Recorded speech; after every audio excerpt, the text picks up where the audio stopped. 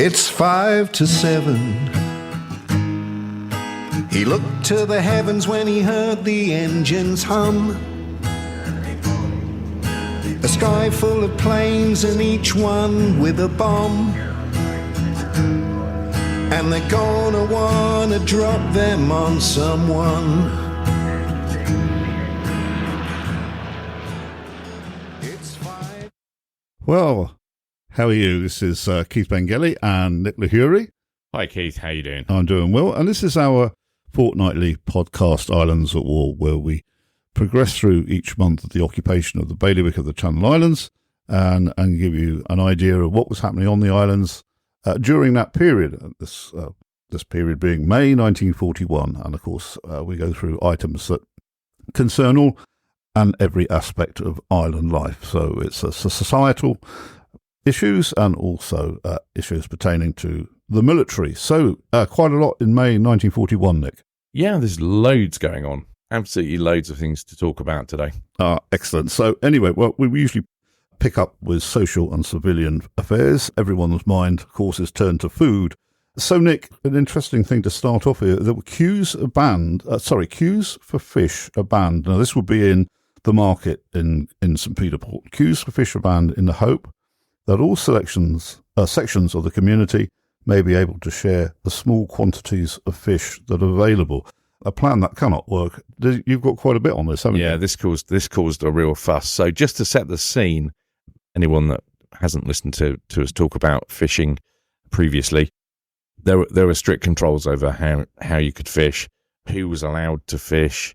Those controls got worse as the occupation went on, because the Germans were just worried about people just getting on a boat and clearing off. And that was a real problem as far as they were concerned, because there had been quite a few escapes up until September 1940. So you only had a fraction of the amount of fishing going on that was to that previous to the occupation. So you couldn't just be a casual fisherman and just go out on a boat. You had to get a fishing permit. They vetted you to decide whether you would be allowed to have a permit, or they considered that you were going to be a risk of escaping. So that caused real problems. I mean, they even banned fishing for a while. We talked about that in a few episodes back, where they came up with the cunning plan of, we'll stop the escapes by banning fishing. And then after about 3 or 4 weeks, went, how are we going to feed everybody? Oh, this is a bit of a problem. Yes, because it's not just wet fish in a sense of bream or turbot or mackerel. This is lobster, the crab especially. Yeah, exactly. Although I've been told, when I was in Sark in May this year, I was chatting to a chap there who said they had quite a bit of lobster and stuff like that in Sark. They were quite lucky, although they actually got fed up of eating lobster because it was basically the easiest thing to get your hands on. Yeah, probably a bit of shortage of mayonnaise, I would think. Yeah, but anyway, back to the fish rationing, which caused, as I say, a massive fuss in the paper. So the Fish Advisory Committee put out suggestions as to what they might do in terms of fish rationing, and the Chamber of Commerce very publicly wrote to the Guernsey Press a big long list of why they thought that what they were going to do was wrong and it wasn't going to work. And they had a number of concerns, in particular getting fish out to the country parishes, because you were restricted on fishing to 3 harbours. So you could fish from St. Peterport Harbour, you could fish from St. Sampson's Harbour, and you could fish from Portlet right down the other end of the island, albeit there wasn't much fishing going on from there.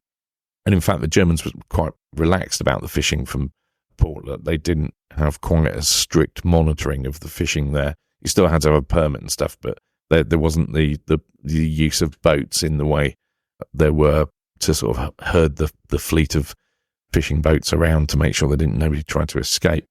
But getting fish out to the country parishes was a problem. Those people couldn't easily get their hands on it. Back to the old transport problem of getting around. Are you no means of distribution? Are you walking? Are you going on your bike, or riding a horse, or if you're extremely lucky, able to get a bus?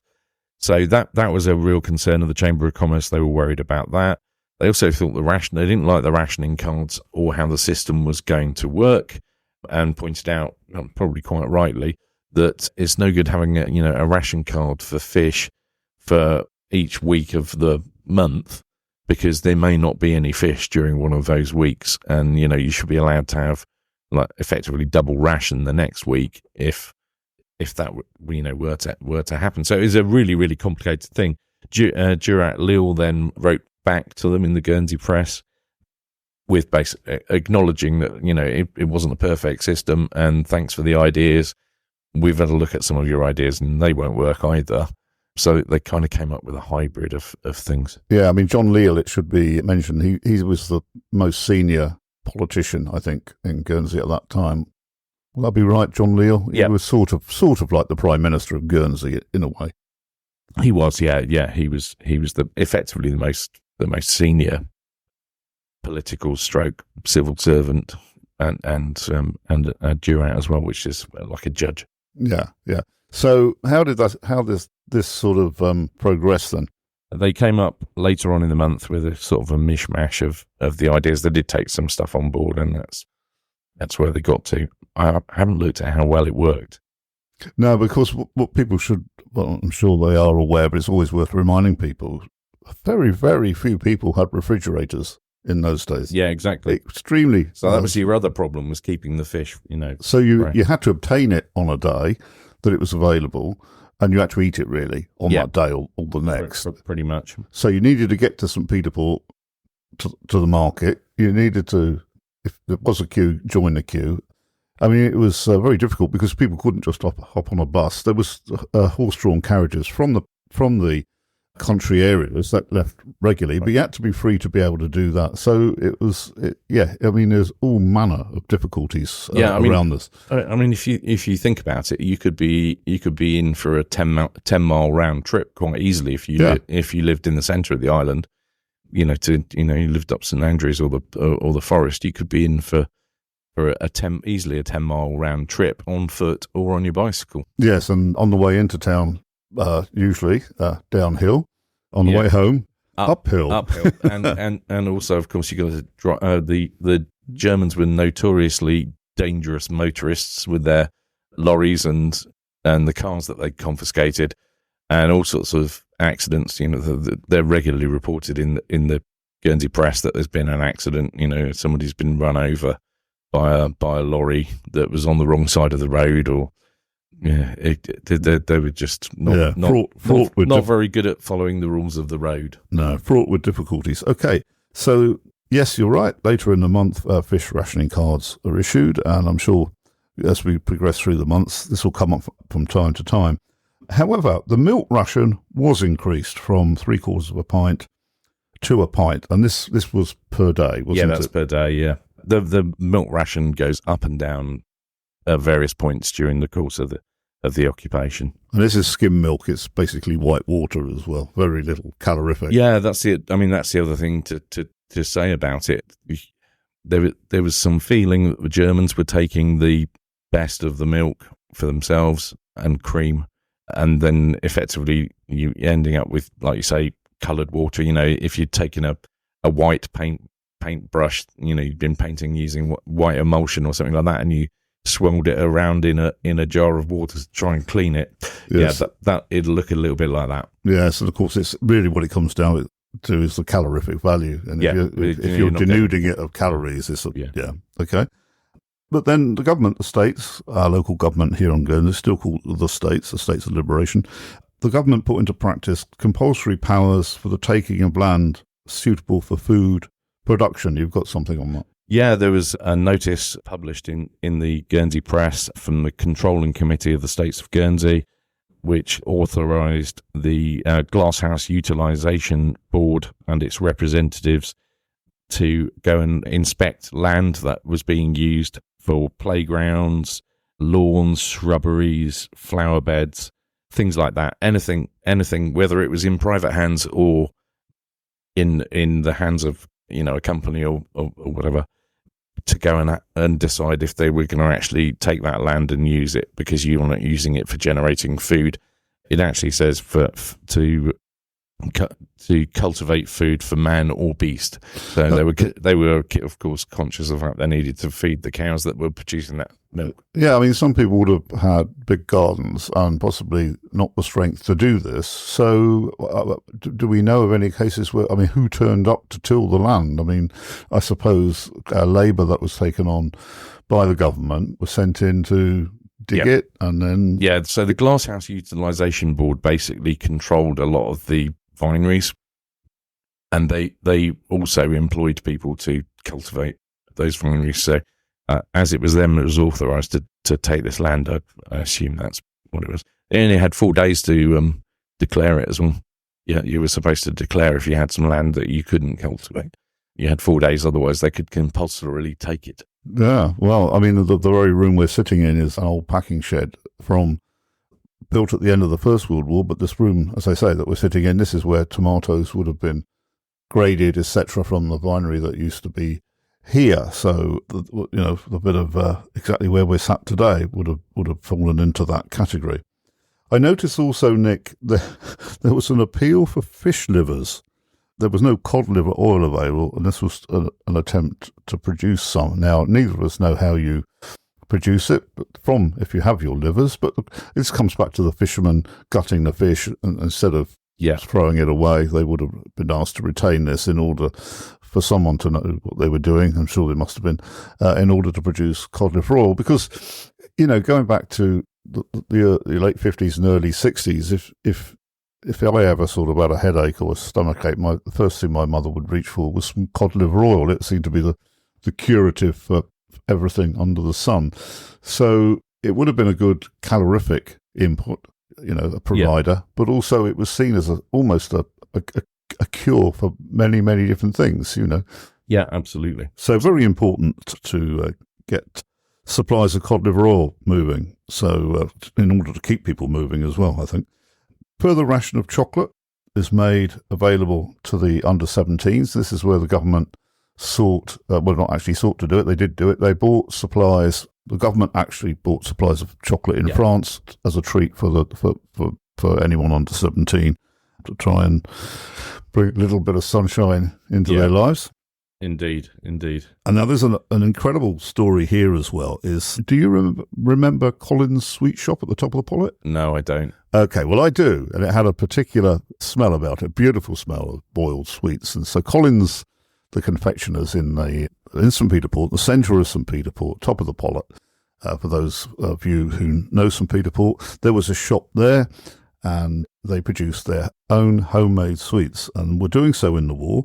And Ord, one of the sources of information, a Reverend Ord from his diary, he reports that 800 bags of sweets are sold in one day from Colin's Sweet Shop at the top of the Pollet. The bags retail at 3p a bag, and I think you've got something on that. Yeah, I had a dig around in my collection of Guernsey presses and found an article about the sweet queue. 797 customers served in 17 minutes. It must have been a blooming busy shop. Yeah, if they managed to serve all of those people. But the queue was so long, it basically went back to the top of Smith Street from the bottom of the Pollet. Yeah, would have done. Yeah. What I can't find is how many sweets or what the weight of the bag was. That's not mentioned in your article that you've reproduced here. No. And it doesn't say so in the diary entry, but I think they must have all been the same weight and worth 3p a bag. Yeah, and I'm guessing that they're all bagged up, ready to go, because there's no way they'd have managed to weigh out, the sweet. Well, exactly. And of course, there might have been sort of people saying, "Oh, I want that type, and I don't want one of that." So you're going to get what you get. Yeah, I think Colin's closed in the very early 70s. I think something like 1970, 71. Seem to remember that sort of date. That's probably why I don't remember it. I was only probably 1 or 2 years old when it... Okay, but I'm sure people listening that know Guernsey, and knew Guernsey back in the day, would remember Colin's Sweet Shop, as I say, a wonderful, wonderful smell. Moving on, we look at here about, bizarrely, the Royal Court give permission for islanders, so this would be any islander, to collect seagull eggs. Yeah. And I put my question to you was, how could this be possible because of minefields, etc.? You've got quite a bit on this. Yeah, I mean, there weren't minefields at that point. There weren't minefields all around the island, and even as late as the early 44, there were still not minefields absolutely everywhere. There might be signs saying that there were minefields and areas that were cordoned off as restricted that you couldn't go into, but that weren't necessarily mines. So that would have been where you would have been able to go and collect stuff. Obviously, it was, if the seabirds were slightly inland, you might be able to, obtain stuff there. But really, I mean, at that stage, you're talking from St. Peter Port all the way down to Plymouth Point on the south coast is basically all shut off. You can't go anywhere. Right. So this area would, for those that don't know the sort of topography of Guernsey, that's a stretch of about 9 miles, I think, and it's cliff area. Yeah, it's all cliffs, and it's 300 feet up. So you wouldn't. I mean, the way to get the seagull eggs is to go down the cliffs, and so you couldn't go. So one wonders just how effective. Yeah, I'm not. This was not really sure. So you would have been restricted on where you could have gone. There's no doubt about that. Okay, and then also towards the end of the month, the Farm Produce Board organised an expedition to Burhu in order to collect seabirds. Now, Burhu is a small seabird sanctuary, uninhabited island just off the coast of Alderney. Yeah. So they were talking about here organising an expedition. You've got something on that? Yeah.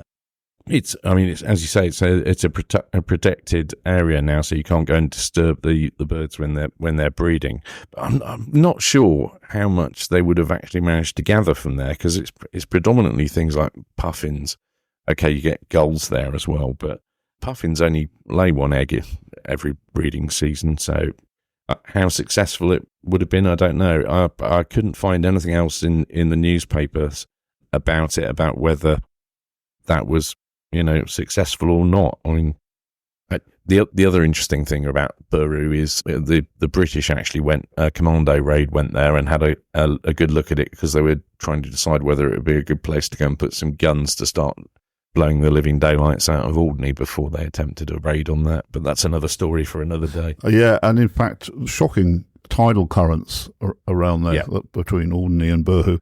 In the late 80s, I worked with some chaps that every summer they would spend a week on Burhu. They get dropped off with their food and their supplies, and they were given a key for the hut, and they would spend the week on Burhu, fishing and sheltering from the rain. But they went every year. They had a wonderful time. Yeah, so it's a pretty bleak bloody place, I can tell you that. Ormer collecting suspended until October 1941. Now, in the last episode, April 1941, Nick, we talked about the tragedy, the men being drowned Ormer collecting in the area around the Dog and Lion Rocks, which is between Saints Bay and Mullenwet on the south coast. And I think I said to you at the time, because they were gathering Ormers in April, which I think the season is not as long now. But here there was something in. Yes, you've got this here. There was a Royal Court notice collecting suspended until the 9th of October. So. Yes, they banned it from the beginning of May. Now, this is one aspect that I hadn't really thought about before, but as I've been going through looking at some of the articles in the paper to do with food in particular, they kind of become sort of almost conservationists to a certain extent, because there are all sorts of appeals in order to, we mustn't take too much of something, because otherwise there won't be as much next year.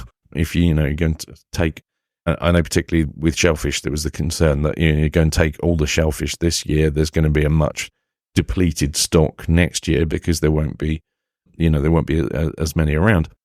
Also, simple things like blackberries and raspberries. There was a letter in the Guernsey Press appealing to people not to take more than they needed, because again, if they started cutting back blackberry bushes to try and get more blackberries that were further in or something like that, they were effectively destroying it, and it was going to cause problems in terms of there wouldn't be as much next year. Yes, and in fact, this ordinance here, a copy of which you produce, it really is on the basis of conservation as opposed to reacting to the tragedy that had taken place just a few weeks. Yeah. It was, it's more out of concern to, for the, longevity of food supply, rather than the fact that these unfortunate people died during an ormering expedition. Yeah, I mean, this is no gathering between the 1st of May and 9th of October. That's completely different to what it is now. Of course, ormering tides January to April, I think. Yeah. Now, yeah, and people still go and do it. It's a strange thing to do. Absolutely. Yeah. It's not. I mean, Cold and wet. I can't eat them, so I've never felt tempted to go and stand up to my knees in water looking for ormers. So it's not something that's tempted me. On to fuel and utilities. 600 tons of coal has been purchased from France. This arrives in May 1941. I'm thinking this must be for the power supply, I think, not for domestic use. It was basically to ensure that they could still have a gas supply, because this was coal for producing gas. They were on the verge of running out of gas. The rules around using gas during the occupation changed quite a lot, just purely because scarcity of supply. So, your gas supply would only be on for a couple of hours a day at some points during the occupation, or not at all. And they had very strict rules. If people had to think how many cubic feet of gas have we used, because you were only allowed to use a certain amount, and if you used more, and they found out when they came to read your meter that you'd exceeded your allowance of gas, they would cut you off. Yeah, it's pretty brutal. I mean, we're talking about gas, not just for cooking. This is gas for lighting as well. I mean, Our house just across the way here, and in fact in this very room, there's a gouge in the wall there where the gas pipe was, and so there were gas mantles in the house and in this very building. So it was for light as well as for cooking. Okay, I notice also, Nick, men travel to Alderney to find work. Up to 70 men. What was going on up there? Because it's very important for the listeners to understand, or just get some context in terms of Alderney at this point in the war wasn't this huge impregnable fortress with lots and lots of slaves and lots of SS. I mean, it was still relatively... It was mainly being used to cultivate crops. So that's what these guys were going up there to do, was to cultivate crops. They actually went up on a boat called the MV Spinel, I think you pronounce it. Spinel, yeah, I think so. Something like that, which was just a little coaster, effectively. But the men that went up there predominantly to harvest crops from up there, but also there were women that went up there as well to work in the canteens and things like that to feed all these people that were working. There was a report though that there were enough men up there for them to have 3 football teams. Oh yeah, whatever you do, you must be able to play football. Yes, yeah, and there were parties sent up there at various points during the occupation. Initially, to go and basically stop everything going to waste in Alderney. So between the Germans initially arriving. Yes, because we must again emphasise Alderney was completely evacuated in June 1940, with the exception of a handful of people. Yeah, less than a handful. And so, it makes you wonder where all these people stayed. They didn't build camps; they presumably just moved into the houses. Yep, but they had to repair some of them as well, because even by April 1941, the Germans had made a bit of a mess up there. Yes, but I was surprised to see that as many as 70 people went up there. So no doubt, as we pursue and progress our way through the months, we'll keep an eye on what's happening up there. On the 1st of May, the curfew is reduced to its lowest limit yet. So you had to be indoors between 11 p.m. until 6 p.m. So you from 6 a.m. So 6 a.m. in the morning, you were free to roam around until 11 p.m. at night, unless, of course, you had a curfew pass. So, I mean, what was the daylight? Do you know what the daylight was? Because we were on German time. Yeah, we were 2 hours different, so I'm not... Yeah, I mean, it probably... Yeah. I think it probably in May, I think it meant that at 11 o'clock at night it was still daylight. Yeah, it probably was, wouldn't it? Yeah, so it was... I know that they were talking at some point in some of the diaries it being dark until 10 o'clock in the morning. Yeah.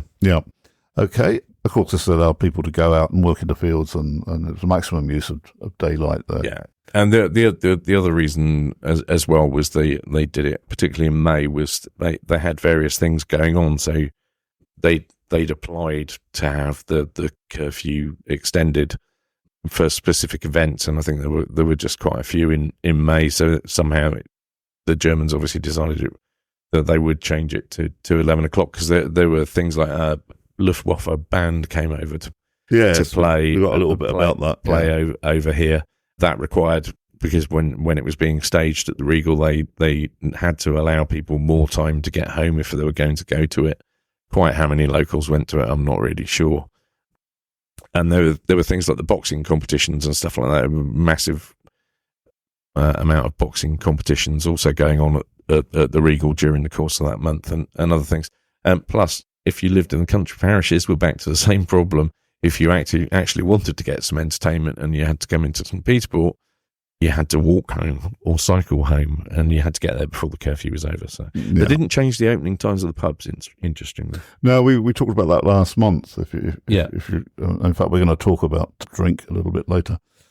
Bulb growers must now submit their crops for valuation or have their land taken over without warning. I'm not really sure what they're trying to achieve here, unless the bulbs are ornamental and the ground is needed for food production. It's food production, isn't it? Yeah, back to the food production, because obviously, pre-occupation, a lot of flowers were grown here and shipped to the UK and France. Yes, and also bulbs themselves were grown to be sold as bulbs, especially up in the St. Martin's area.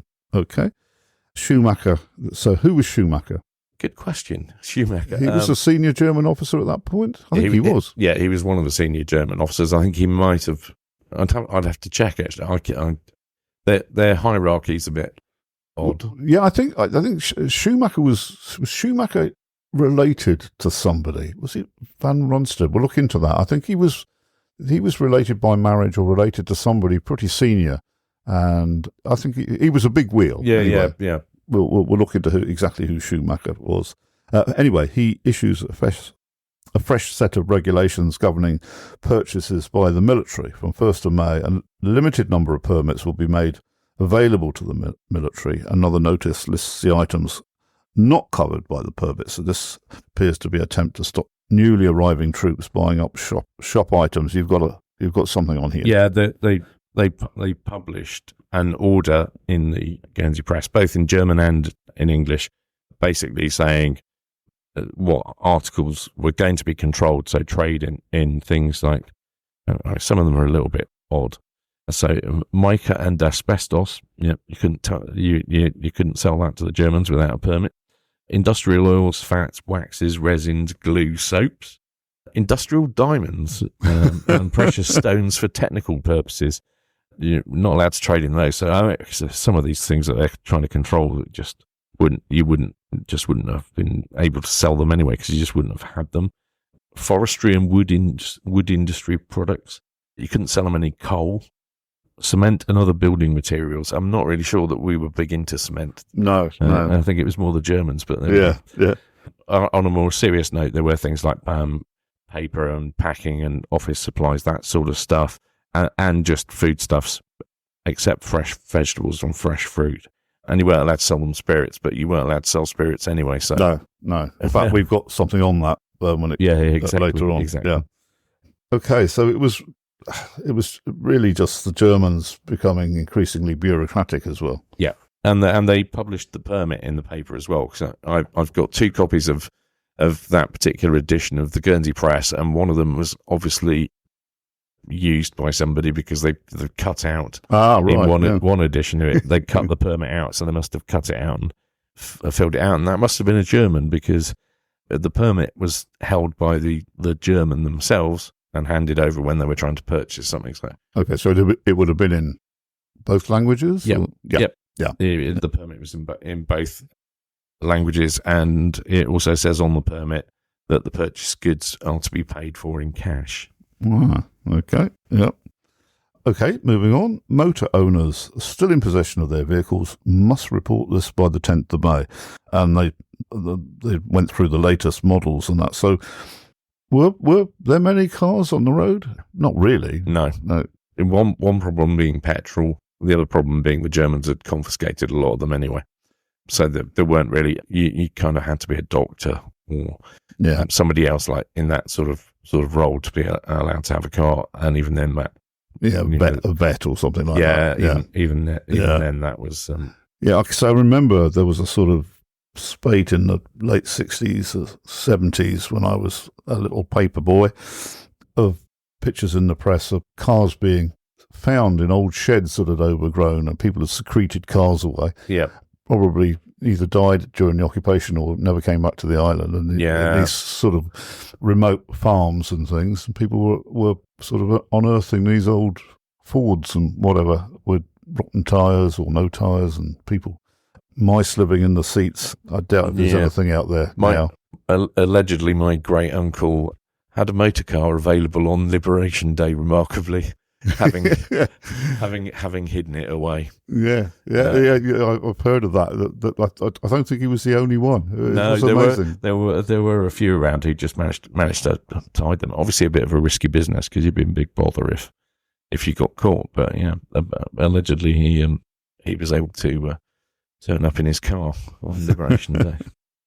Okay. Again, our Reverend Ord from his diary records that he received a report from Dr. Revell. Now, Dr. Revell was a senior doctor over here. I haven't written down in my notes exactly who he was, but he was a very senior doctor, and he had produced a report which he recorded his observations on the islanders' general health. And Revell notes that the population fell from 43,000 to 24,000 in the first 6 months of 1940, because the report concerns the year before.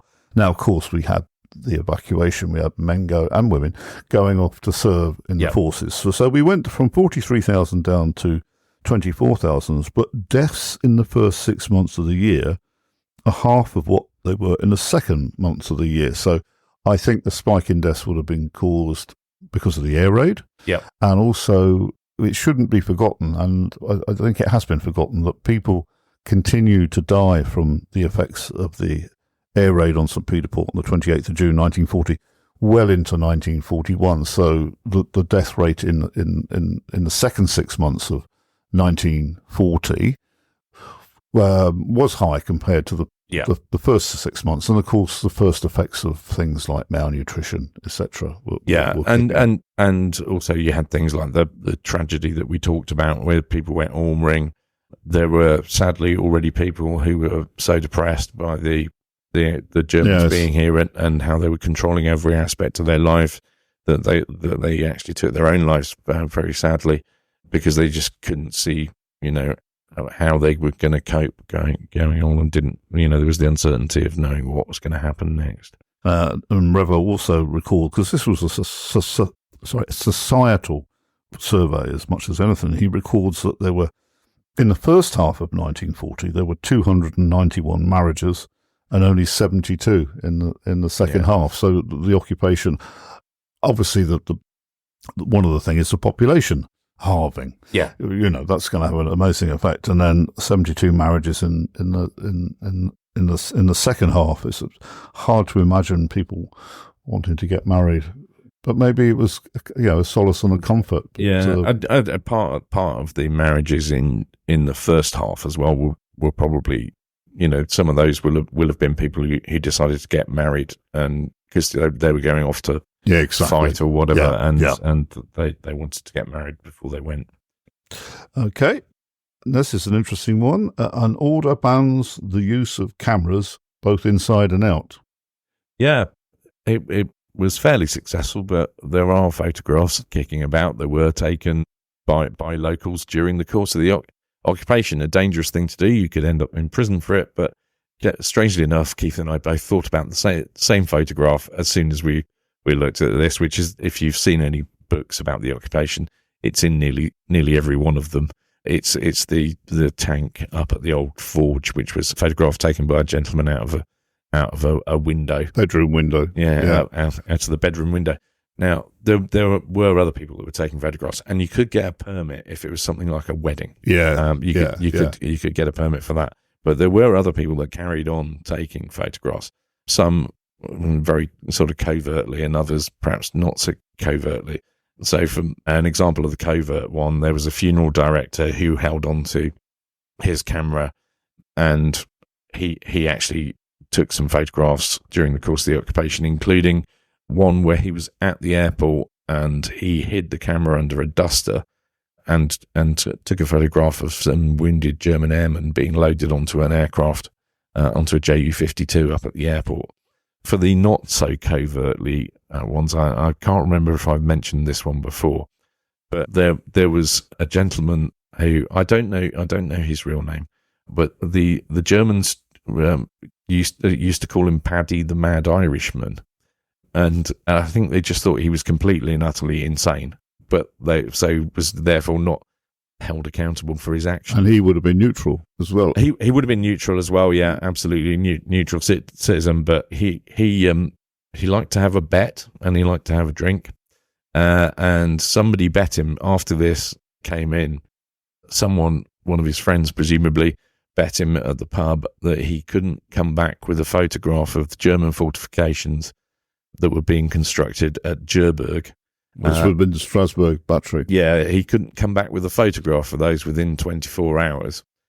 He did. Basically, there's quite a cunning plan. He knew that the Germans liked taking photographs. Most of them had cameras. You see lots of them, the photographs that are in the archives in Germany in particular, where you've got, it looks like a holiday. I've gone on holiday. Look, Mum, I'm at the little chapel and things like that.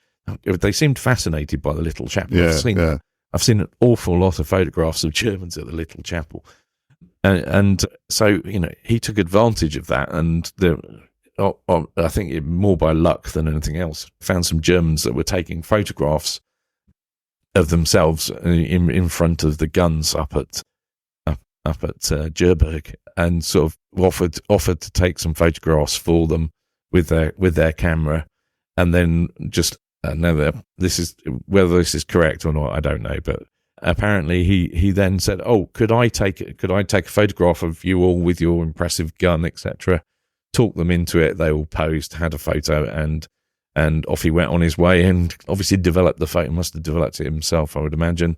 And then turned up at the pub with said photo. But as I say, the German officers at Grange Lodge who were in charge of everything just called him Paddy the Mad Irishman, and just let him and just roam around. Let him roam around. Yeah. So sadly, because I don't know his real name, you can't track him down. Yeah, you can't find him because he would have had. Because we're going to get onto the archives. Yeah, that's one for me to explore at some point in the future. Well, that will be that. There might be a way. We can talk about it afterwards. I thought, we might be able to track him down. Anyway. Okay, we talking of photographs, we now find that the entire population of those that are over 14 are to be photographed for identification purposes, and children, once they attain the age of 14, must register and have their photographs taken. So my father and my aunt, there are no photographs because they didn't reach the age of 14 during the war, but my relatives that were alive at the time, their photographs are at the archives, and of course we know that you can go and ask to view them, and I think you've got some stuff on this. Yeah, so there was a write-up in the Guernsey Press about the very first lot of photography that was done for the identity cards. I mean, having an identity card without your photo on is not really going to be a lot of use anyway, to be honest, because it could be anybody's. You do see notices from time to time in the Guernsey Press which lists the numbers of identity cards that people have lost and says that they are cancelled. But yeah, there we go. Well, I've actually got my grandmother's, so what we'll do is we'll tweet it when the programme goes out. Excellent. So this described the first day of photography, which took place in St Andrews at the church hall for Cabot. It describes it as it was mass photography on a grand scale, and luckily the weather kept fine throughout, and most of the shooting was done out in the open air at the side of the church hall. Certainly the whole day's work bettered the schedule of 83 portraits an hour. But they actually did 114 in the first hour between 11 and 12, and then it sort of dwindled down to sort of 48.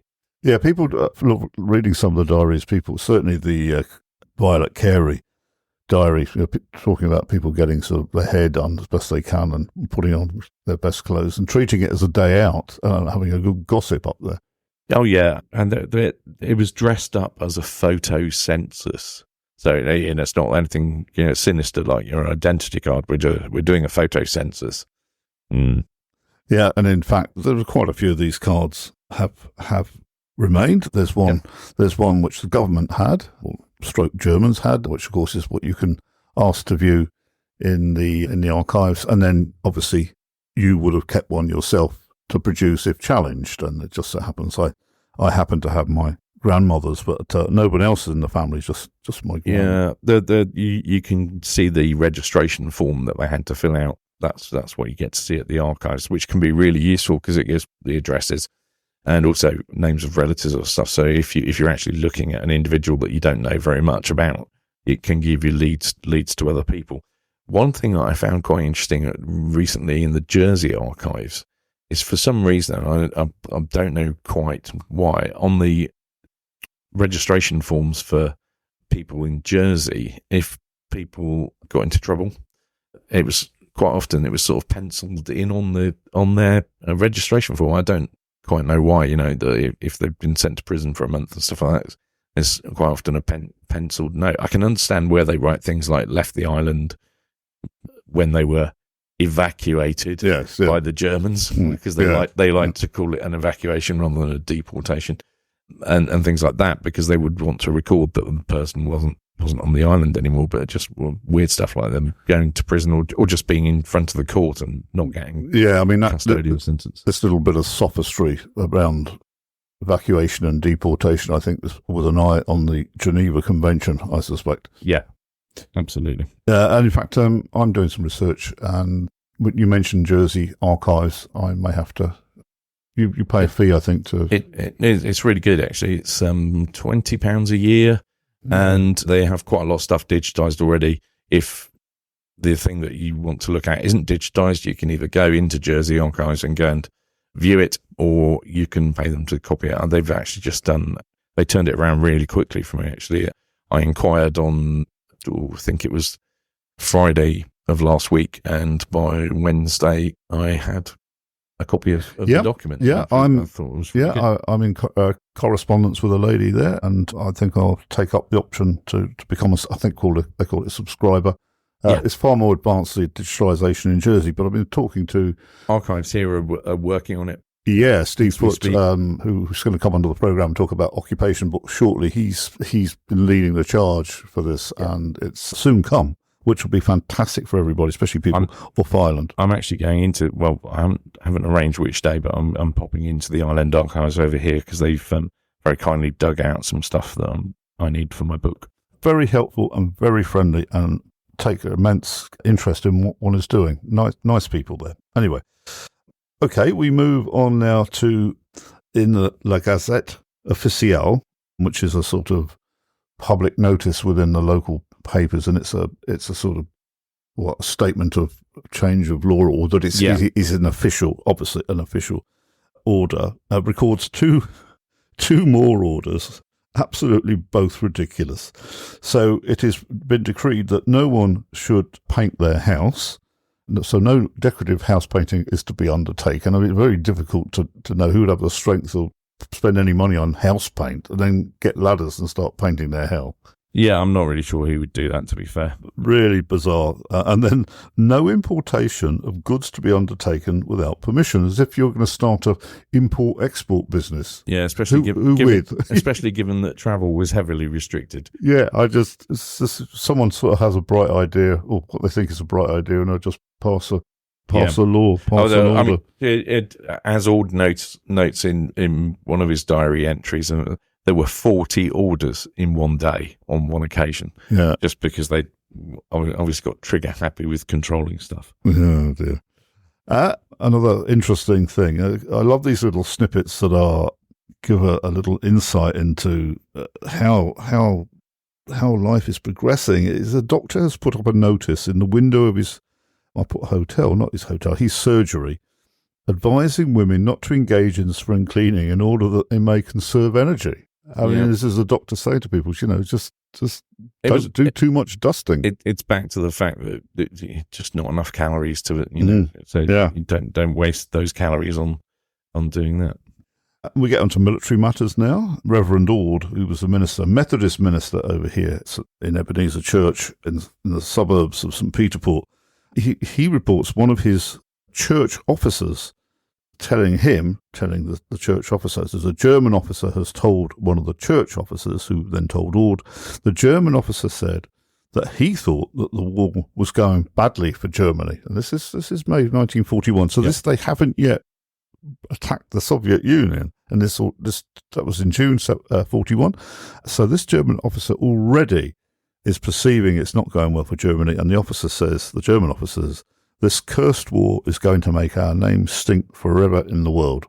Yeah, I've also got a diary entry from the 29th of May from one of the unpublished diaries, and that, interestingly, that talks about a German officer, a fairly senior German officer, who was visiting, telling this individual about a heavy British raid on Berlin would finish the Nazi party, and that the anti-Nazi party is just waiting for such an event to displace the regime. So this is well in advance of the von Stauffenberg. Yeah, This is well in advance. Way in advance of that. Yes, I mean years in advance. So, I mean, that was in July 1944. The attempt on Hitler's life that nearly killed him. So there are already people starting to think about regime change. Yeah, this diary entry actually has another little snippet that I quite like.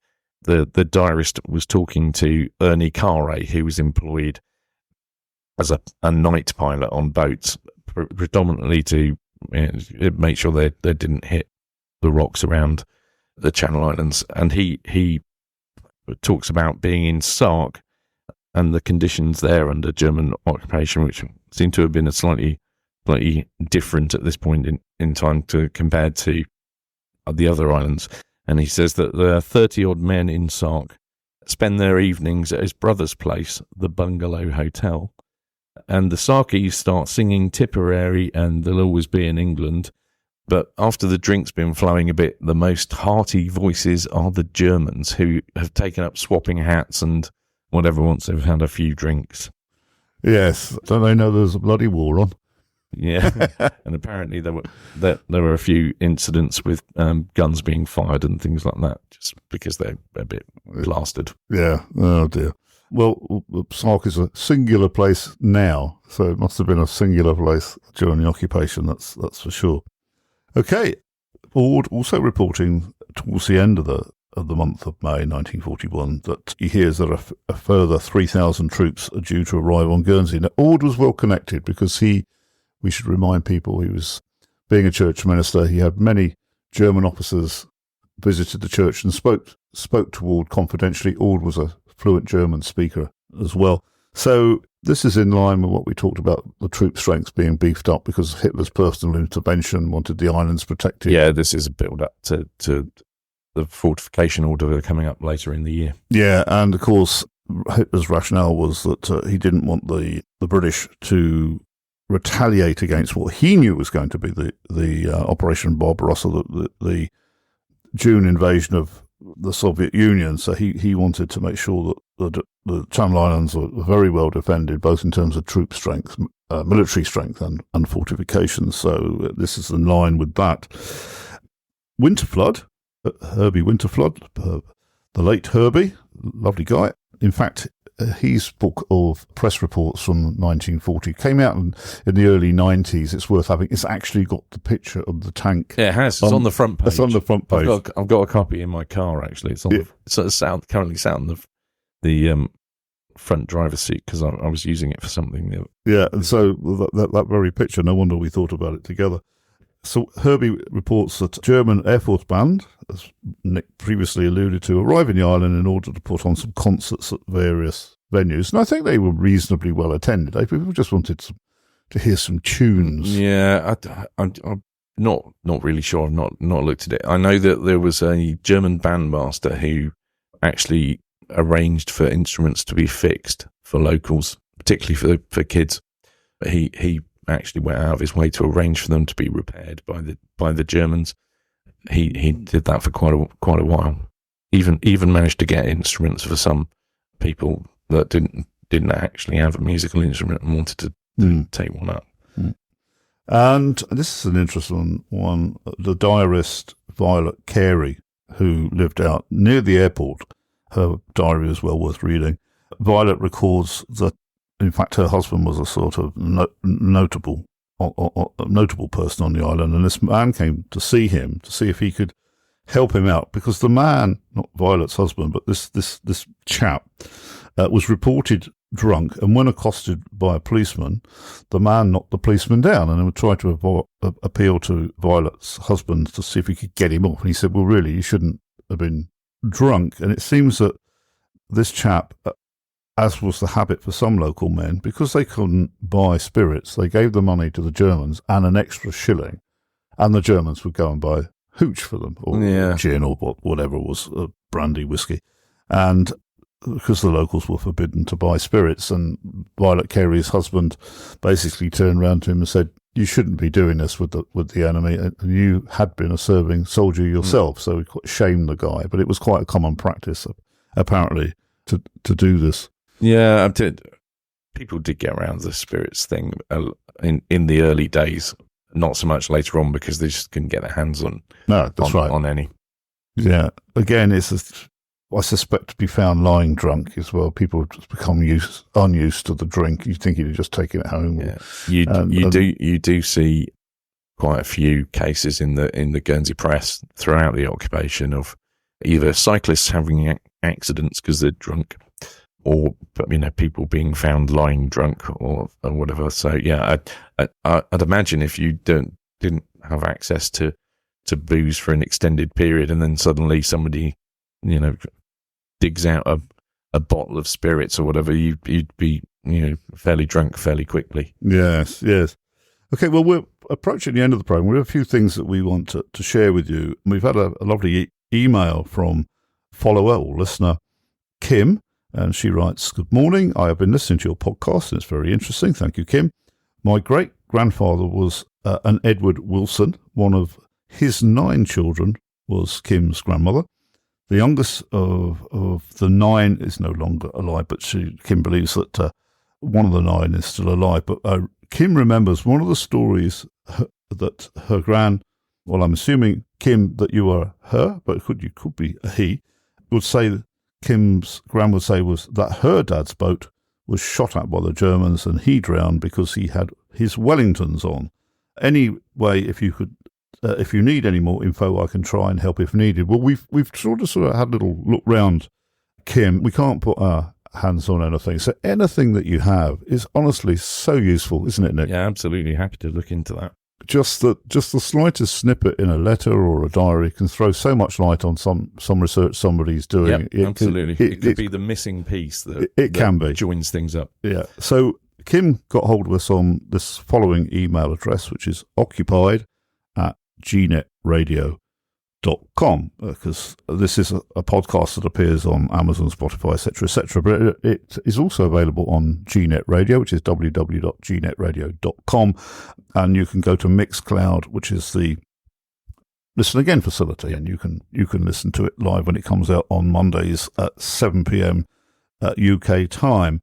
Also, Nick wanted to plug a couple of wartime themed walks that are taking place. If you go to visit Guernsey's website and look at the Autumn Walking Festival, there's one in particular that I was going to mention, 14th of September. It's a day trip to Sark with Tim Osborne, and he talks about the Commando raids and the Lancaster bomber crash and a whole heap of other stuff. I've been on it twice. It's really good. Tim really knows the stuff. You can go and book through the Visit Guernsey website. And then just a little bit of a plug, because I'm actually doing something with tour guide Joe May, who's a friend of mine, and we're doing Incarceration, Fortification and Escapes, which is on the 29th of September. So Tim is in Sark. Tim's in Sark. We're going around the bridge, Vale Castle, Bordeaux. With Joe, With Joe, yeah, absolutely. And we're going to be talking about a couple of escapes that I'm writing about in my book, and incarceration down that end of the island, because believe it or not, with the prison being full, there were some of And there was one of the loophole towers down there that was used, and I've got a funny story about that. And there's a fee for this course because it's part. Tim's, I think they're both. I'm not sure, but Joe's would be £10 a head, I think, to go on that walk. I can't remember. I think we can probably tweet £12. £12. We can tweet out the details of those tours. You'll see that on our Islands at War tweet address, which I can't think what it is at the moment. It's at Islands at War. At Islands at War. Yep. We've got some. In fact, we're hoping to have Tim as a guest very shortly. I'm in preliminary discussions with Tim. I mentioned it to him earlier in the week. If he might be interested in coming on, he's got so much stuff that he knows about. He'll be a great guest. Yeah, he'll be really good value. So we'll have Tim on.